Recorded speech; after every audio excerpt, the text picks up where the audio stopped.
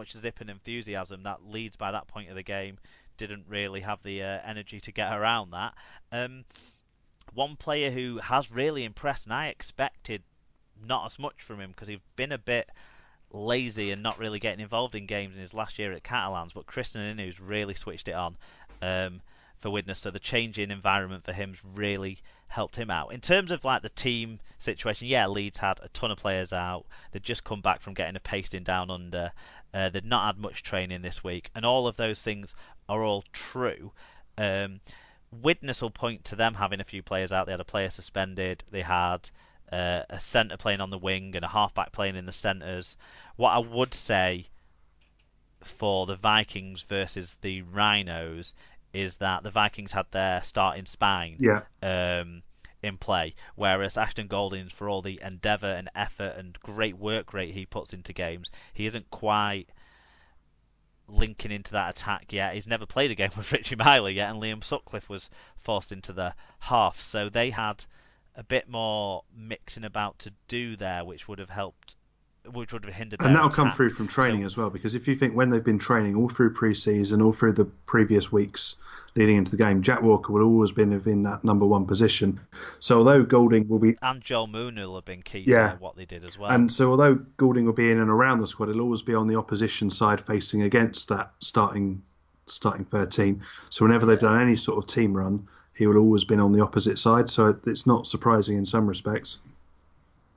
When you watch Widnes, the two sort of key players every time on the highlights of this game that kind of made all the darting, incisive runs that then led to plays off the back of it were Joe Mellor and Reece Hambry, who are very much the incumbents for them and very much used to playing with each other. So I think that's given them an edge in this one that they took full advantage of and played really well. And they've started the season much better than anyone had expected. Maybe a little bit lucky with the scheduling on this one, but they were unlucky to lose against Warrington. I don't think necessarily the lesser side there. So after 4 games, they've got 3 wins.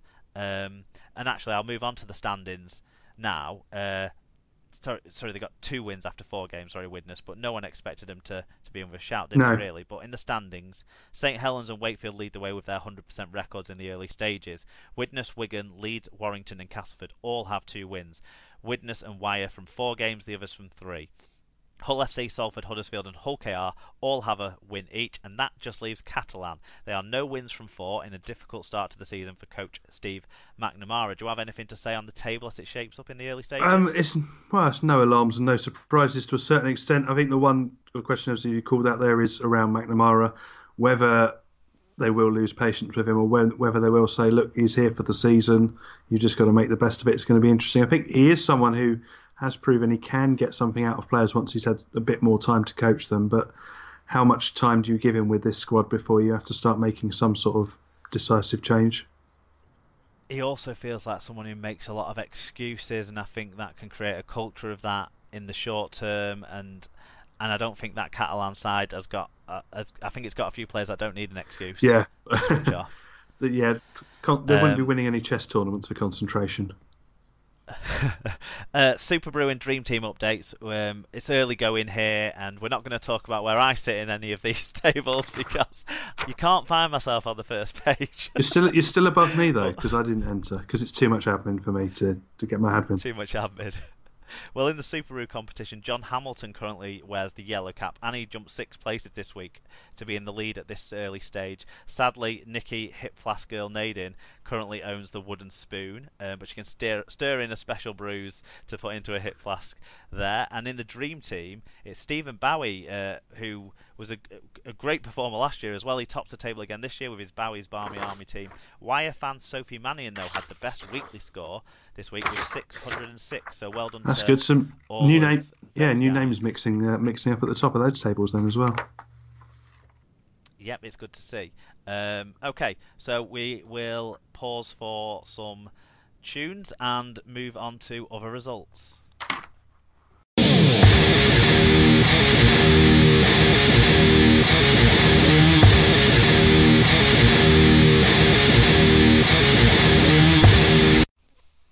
Right, moving on to other results from around the world of rugby league then, and this section is sponsored by Master of Shaves. Judging by so many beards that there are around the Super League pod family at the moment, a few people might need to get on these to clean themselves up for the summer. Master of Shaves is a small family-run business that sells high-quality, traditional wet shaving products and specialises in straight razors. Visit their website, masterofshaves.com, and Super League pod listeners can get 10% off their Ooh. order by using the voucher code SLP at checkout. Again, all the details of that will be on a blog post and on the Facebook page, where it's masterofshaves.com to get your 10% discount. Put in SLP at checkout. I'm going to run through the round 4 of the championship results here, and we start with Batley 32, Barrow 12. It was Dewsbury 20, Swinton 0. Featherstone 58, Sheffield 14. The televised game this week was the London Broncos 47, Toronto Wolfpack 16. We had a couple of fan views on this one. Firstly, starting off with, and then we're going to have to come back to this one. It's Dr. Hideous, a brilliant one here. I went with some Canadian ladies who were impressed with the quality of the rugby league players' arses. I, however, was offended by Ashton Sims' dreadful moustache. It was a great game with London playing lots of offloads and making few errors, but Toronto's defence was poor with large holes and many missed tackles. The large winning margin was very much deserved. Looking forward to the return fixture in June. And Shoddy and Mungo said London looking really impressive and full value for the comfortable win. I think the Wolfpack will get better, but they are struggling to adapt to the greater level of competition. So, first question before we get into the game itself, some Canadian ladies. I've got the image of Dr. Hideous surrounded by a posse and walking into the Trailfinders ground with at least 3 girls walking off each arm and some form of Canadian like low-level rock or rap music playing to greet his arrival. I don't know if this changes the picture you've created of this, but before they went along to the Broncos game at the Ealing Trailfinders, I believe they were at an international orchid exhibition in Kew Gardens. So that's amazing. What Dave? Yeah, I was going to say Dave and his wide variety of interests are worth a follow on any social media, just to learn things as much as anything else. It's like an education, just knowing the man. Oh yeah, my wife was totally taken in by this idea of the different things that he can get up to from one weekend to the next, but he still always fits in some good old rugby action. That's what we love most about Dave Campbell.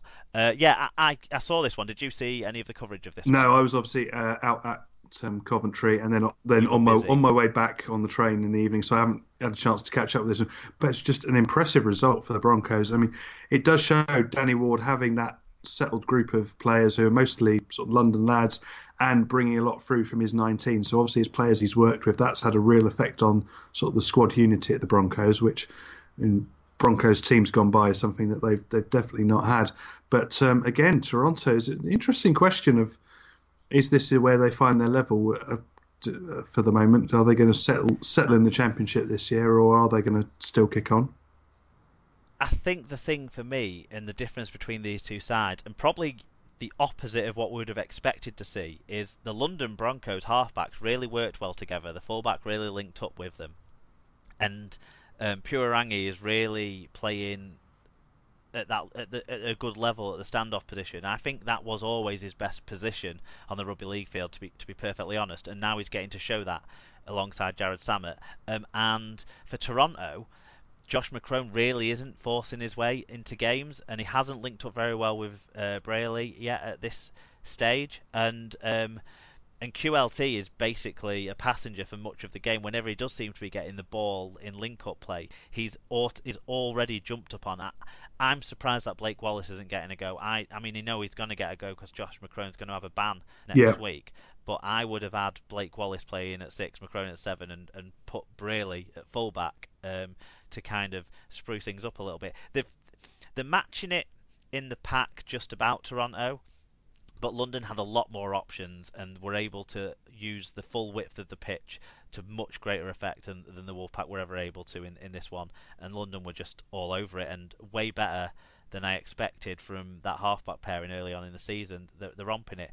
It was Rochdale 20, Halifax 26 in the second game of the week for Rochdale, and the second home defeat of the week, I think. And Leigh 26, Toulouse 32. Toulouse played much of this game with 12 men. They scored 3 tries in the last 15 minutes to win this one, It was a huge comeback by the French side, and obviously, as we talked about at the top of the show, ultimately led to Neil Jukes feeling like he can't lead this team anymore and handing in his And resignation. Toulouse So still missing Jonathan really Ford as interesting. well.